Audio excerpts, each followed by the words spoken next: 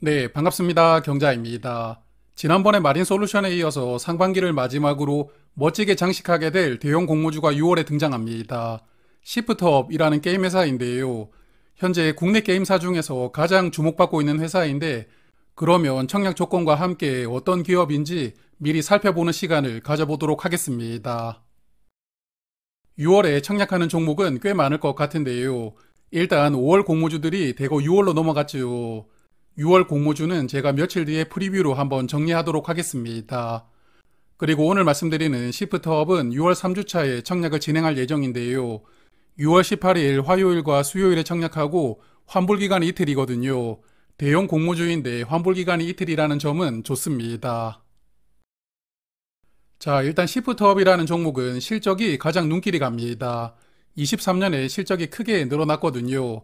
매출액이 155% 증가했고 영업이익은 무려 500%가 늘어났습니다. 그리고 하이라이트가 이익률인데요. 영업이익률은 66%, 순이익률은 63%입니다. 그래서 엄청난 이익률에 눈길이 갈 수밖에 없는데 이 회사가 돈을 잘 버는 것도 있지만 이익률이 이렇게 높은 이유가 있거든요. 이 부분은 잠시 후 내용에서 조금 더 말씀을 드리도록 하겠습니다. 시프트업은 게임을 개발하는 회사입니다. 회사가 설립되고 시프트업이 가장 처음 만든 게임은 데스티니 차일드라는 게임이었는데요. 이 회사 게임은 공통적인 특징이 있는데 서브컬처라고 부르는 게임 문화를 국내에서 가장 잘 살리는 회사이거든요.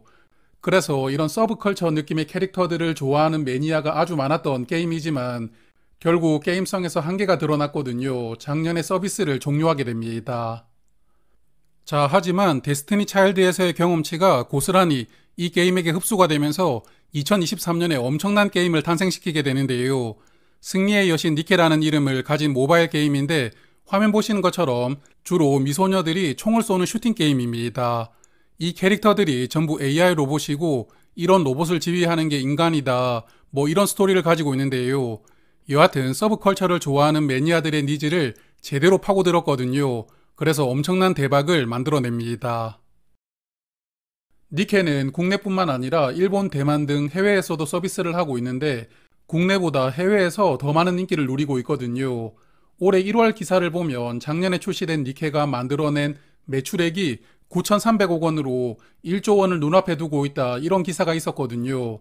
그래서 현재는 글로벌 누적 매출액이 1조 원 당연히 넘었을 것이라고 생각되는데 어떤 기업이 매출액이 1조 원을 돌파하면 1조 클럽이라는 명예가 주어집니다. 그만큼 매출 1조 원이라는 게 의미가 있는 숫자인데요. 회사가 아니고 단 한 종류의 게임이 매출 1조 원 이상을 만들어내는 것이니까요. 니케라는 게임이 만들어내는 성과가 얼마나 대단한 것인지를 이해를 할 수 있다고 생각합니다. 그리고 게임 회사는 게임을 만들기도 하지만 퍼블리싱, 즉 배급도 직접 하는 경우가 많습니다. 하지만 시프트업은 니케의 퍼블리싱을 중국의 텐센트에게 맡겼는데요. 아마도 해외에서도 제대로 된 서비스를 하기 위해서는 본인들보다 대형 기업에게 의뢰하는 게 적절하다라고 판단했던 것 같습니다. 그래서 앞서 제가 니케라는 게임의 매출액이 1조 원을 넘겼다고 말씀을 드렸지만 시프트업은 텐센트에게 게임 개발사로서 매출액의 일정 금액을 로열티로 받고 있고요. 그러다 보니까 마케팅 비용이나 이런 판관비가 굉장히 적기 때문에 앞서 보셨던 60% 정도 엄청난 이익률을 보여주는 손익 구조를 가지게 되었는데요. 2023년에 이렇게 실적이 크게 늘어났던 이유도 니케가 대박난 덕분이라고 볼 수가 있겠습니다. 참고로 텐센트는 시프트업의 2대 주주인데요. 2020년에 투자를 하면서 지분을 취득했는데 작년에 다른 투자자가 보유한 지분을 추가로 인수하기도 했거든요. 그래서 니케뿐만 아니라 새로운 모바일 게임을 개발하더라도 퍼블리싱은 텐센트가 담당하는 것으로 파트너십을 계속 이어나갈 것이라고 생각됩니다. 자, 그런데 니케라는 대박 게임은 시프트업에게 엄청난 실적을 안겨주었지만 문제는 니케 하나뿐이라는 것이거든요. 화면 보시면 니케에서만 매출액이 나오고 있는데 아무리 흥행한 게임이라도 시간이 가면 갈수록 게임 유저는 조금씩 이탈이 나올 수밖에 없습니다. 지금도 새로운 게임은 매일매일 출시가 되고 있으니까요. 그래서 시프트업은 니케 하나밖에 없다는 게 가장 큰 단점이었는데 이런 단점을 극복할 수 있는 새로운 게임이 최근에 나왔습니다. 게임을 좋아하시는 분들은 아마 다들 아실 텐데 스텔라 블레이드라는 콘솔 게임입니다. 소니에게 지원을 받고 이번에 플레이스테이션 전용 타이틀로 출시가 되었는데요. 4월 말에 출시했으니까 이제 한 달 정도 시간이 흘렀는데 이 게임도 대박났다는 평가가 많습니다. 일단 출시하고 한 달 동안 가장 긍정적인 부분은 유저가 호평하고 있다는 점인데요. 게임을 해본 유저들이 점수를 줄 수가 있는데 10점 만점에 9.3점이 나오고 있습니다. 게임에 대해서 호평하는 유저가 많다 보니까 이런 입소문이 판매량에 크게 영향을 주고 있다고 보이는데요. 회사 측에서 공식적으로 판매량을 발표하지 않았기 때문에 출시하고 얼마나 팔렸는지 정확하게 알 수는 없었습니다. 다만 한국에서 현재 1등을 하고 있고 지금 일본이나 영국에서도 판매량 1위 기사가 나오고 있거든요. 그래서 최소 100만 장 이상은 팔았을 것이라고 추정하는데 아쉽지만 증권신고서에서도 구체적인 언급은 없었습니다. 다만 증권신고서에 4월 실적이 기재가 되어 있었는데요.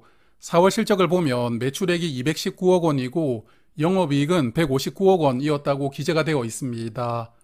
거의 1분기 실적 절반 이상을 4월에 올렸는데 스텔라 블레이드가 4월 말에 출시했기 때문에 판매 실적의 일부가 4월에 집계되었을 가능성이 있거든요. 그래서 일단 시프트업의 올해 2분기 실적은 아마 역대급을 찍을 가능성이 높은 상황입니다. 자, 그래서 이 종목은 지금 현재로서는 한국에서 가장 주목받는 게임 회사이지만 공모가를 보면서 조금 마음이 찹찹했는데요. 그러면 지금까지 장점을 많이 말씀을 드렸으니까요. 이제는 단점을 조금 살펴보도록 하겠습니다. 일단 유사 기업으로 국내 게임 회사는 없고 일본 게임 회사 세 군데를 선정을 했었는데요. 세계 기업의 평균 밸류가 PER 39배입니다. 밸류도 밸류이지만 유사 기업이라고 선정된 세계 회사를 보니까 약간 쓴웃음이 나왔는데요. 게임을 좋아하시는 분들이라면 잘 아는 회사가 유사 기업으로 선정이 되었는데 특히나 스퀘어 에닉스와 카도카와가 포함되어 있습니다. 스퀘어 에닉스는 파이널 판타지 시리즈로 너무나도 유명한 게임사입니다. 그리고 카도카와 산학 기업 중에 프롬 소프트웨어라는 기업이 있는데 이 회사가 만드는 게임은 하나의 장르가 되었거든요. 이 장르를 소울류라고 부르는데 최근에 엘든링이라는 역대급 게임을 만든 회사입니다. 그래서 콘솔 장르에서는 대부급으로 분류를 할 수 있는 회사 두 곳을 선정을 해두었거든요.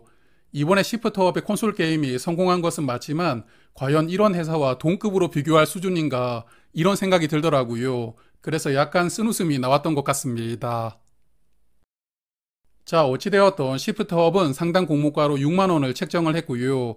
상단 가격으로 공모가가 정해진다면 시가총액은 약 3.5조 원으로 상장하게 됩니다. 최근 4분기 순이익 기준으로 PER은 32.7배로 공모가격은 책정이 되어 있습니다. 그리고 참고로 말씀을 드리면 앞에서 2대 주주가 텐센트라고 말씀을 드렸는데요. 텐센트는 작년에 위메이드가 보유한 주식을 매입하는데 당시에 위메이드 주식을 매입할 때 기업 가치를 2조 원으로 책정하고 800억 원 가량 비용을 지불하면서 주식을 매입을 하였거든요. 그래서 이번 시프트업의 밸류는 작년보다 약 1.7배 정도 상승을 시켜서 등장하는 것이라고 볼 수가 있습니다. 그리고 현재 국내 주요 게임사들의 밸류를 보면 크래프톤은 PER이 21배 정도 되고 NC소프트는 22배 정도로 밸류가 형성되어 있습니다. 그러므로 시프트업은 국내 게임사들의 밸류보다 더 높게 공모가를 책정하게 된 것인데 유사 기업으로 국내 회사를 선정하지 않은 이유를 아시겠죠. 결국은 공모가를 높이기 위한 작전이었다고 생각합니다. 하지만 앞서 말씀드렸던 콘솔 게임 실적이 공모가에 반영되지는 않았으니까요. 2분기부터 콘솔 실적이 반영되기 시작한다면 밸류에 대한 부담감은 어느 정도는 줄어들 수 있다고 생각합니다. 그래도 한국에 상장된 게임 회사가 한두 개가 아니거든요. 한국 시장에 상장하면서 유사 기업을 일본 기업으로만 채웠다는 것은 분명 아쉬운 대목입니다. 화면은 최근 1년간 한국과 일본의 증시 상승률이거든요. 일본이 한국보다 1년 동안 6배가 더 올랐습니다. 요즘에도 한국 증시 흐름 상당히 답답하게 흘러가고 있는데 여전히 한국 코리아 디스카운트가 적용되고 있거든요. 그러므로 가능성은 거의 없다고 생각을 하지만 아직 청약까지 시간이 조금 남아 있으니까요. 한국 게임사들도 포함을 시켜서 공모가가 조금은 조정되었으면 좋겠습니다. 자, 그럼 이제는 청약 정보를 체크를 해볼 텐데요. 시프트업은 이번 IPO로 725만 주를 모집합니다. 우리사주조합에 따로 배정한 수량은 없고 일반 투자자와 기관 투자자에게만 배정이 되는데요. 일반 투자자에게는 약 181만 주가 배정될 예정입니다. 주관사는 세 곳입니다. 메인 주관사가 한국투자증권인데 약 89만 주가 배정이 되어 있고요. 서브 주관사인 NH투자증권도 약 81만 주로 이 두 증권사가 대부분의 물량을 가지고 있습니다. 그리고 마지막 주관사인 신한투자증권은 약 11만 주가 배정이 되어 있습니다. 그리고 이번 시프트업 최소 청약 수량은 10주부터인데 10주를 청약하려면 상당 공모가 기준으로 증거금은 30만 원 정도가 필요하겠습니다. 그리고 상장일 유통 물량이 아주 좋은데요. 상장일에 1045만 주가 유통될 수가 있는데 전체 주식의 18% 물량이거든요. 그래서 의무 확약을 감안한다면 10%대 중반까지도 유통 물량이 내려올 수 있을 것 같은데 이런 부분은 아주 큰 기대를 받을 것 같습니다. 그리고 상장일에 매도할 수 있는 기존 주주가 320만 주로 전체 주식의 5.5% 포지션을 가지고 있는데요.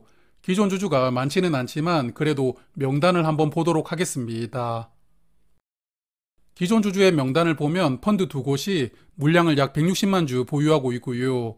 그리고 개인 한 분이 물량을 55만 주 정도 보유하면서 엄청난 물량을 보유하고 계십니다. 그리고 나머지는 소액 주주로 구성이 되어 있는데요. 그래서 기존 주주, 재무적 투자자와 개인 주주가 물량을 절반 정도 나누어서 가지고 있는데 어차피 기존 주주 물량이 많은 종목은 아니니까요. 상장일 흐름에 크게 영향을 주지는 않을 것이라고 생각합니다. 그리고 이 종목 스톡옵션이 조금 있습니다. 아직 행사를 하지 않은 스톡옵션이 약 139만 주 정도 있다고 하는데요. 이번 IPO에서 일반 투자자에게 배정된 수량과 큰 차이가 없습니다. 그래서 스톡옵션이 꽤 많은 편인데 문제는 상장일에 나올 수 있는 물량을 따로 구분을 해두지 않았더라고요. 그래서 현재는 스톡옵션이 상장일에 얼마나 나올지 모르는 상황입니다. 스톡옵션 중에서는 임원이 받은 수량은 의무 보유를 해야 되고요. 또한 아직까지 행사 기간이 시작되지 않은 물량도 있을 테니까 139만 주 중에 얼마나 나올지는 모르겠습니다. 그런데 행사 가격이 200원짜리 물량이 대부분이거든요. 여기 화면 보시면 200원으로 부여된 물량이 21만 주, 41만 주 이렇게 보이시죠? 이 가격이라면 상장일에 행사할 수 있는 직원들의 물량은 대부분 나온다고 봐야 될 것 같으니까요. 유통 물량이 조금 더 많아질 수 있는 조건을 가지고 있습니다. 자, 그러면 정리하면서 마무리를 해볼 텐데요. 시프트업은 현재 캐시카우인 모바일 게임, 니케도 중요하지만 저는 이번 콘솔 게임을 성공시켰다는 것이 더욱더 회사를 레벨업을 시켰다고 생각합니다. 개발 규모가 큰 AAA급 게임 타이틀로 콘솔 시장에서 100만 장 이상 판매한 회사가 작년에 네오이즈에 이어서 이번에 시프트업이 두 번째이거든요. 그만큼 한국 게임사들이 콘솔 시장에서 거의 존재감이 없는 수준인데 이런 불모지에서 콘솔 게임을 성공시켰다는 것은 정말 대단하다고 생각합니다. 그리고 향후 개발할 콘솔 게임도 기대감을 가질 수 있다는 자신감을 얻었다는 것은 시프트업의 가치가 한 단계 더 높아질 수 있다고 생각합니다. 그래도 공모가 산정을 보고 있으니까 21년에 상장한 크래프톤이 생각이 나더라고요. 크래프톤 당시에 월트 디즈니, 워너뮤직 같은 생뚱맞은 회사들을 유사기업에 포함을 시키면서 제가 이러지 말라고 욕을 많이 했었는데요. 저의 채널을 오랫동안 구독해주신 분들은 아마도 기억이 나실 겁니다. 크래프톤은 상장일에도 저조한 성적을 보여주었지만 결국 상장 이후에 주가가 크게 하락하면서 지금은 공모가 절반 가격에서 거래가 됩니다. 그나마 최근에 실적이 여전히 견조하면서 주가는 반등하고 있는데요. 그래도 지금 가격에서 2배가 올라야 공모가를 회복하는 것이거든요. 그래서 시프트업은 부디 제2의 크래프톤이 되지 않기를 바라면서 앞서 말씀을 드렸지만 공모가 산정을 다시 한 번 더 합리적으로 해주었으면 좋겠습니다. 자, 오늘은 평소보다 조금 더 길게 말씀을 드렸는데요. 어제 노브랜드가 엄청난 시세가 나오면서 6월 공모주 시장은 다시 기대감을 어느 정도는 가질 수가 있었다고 생각합니다. 그래서 오늘 말씀드렸던 시프트업이 상장할 때까지는 좋은 흐름이 이어지길 바라보고요. 시프트업은 수요 예측 결과가 발표가 되면 간단하게 다시 정리하도록 하겠습니다. 고맙습니다.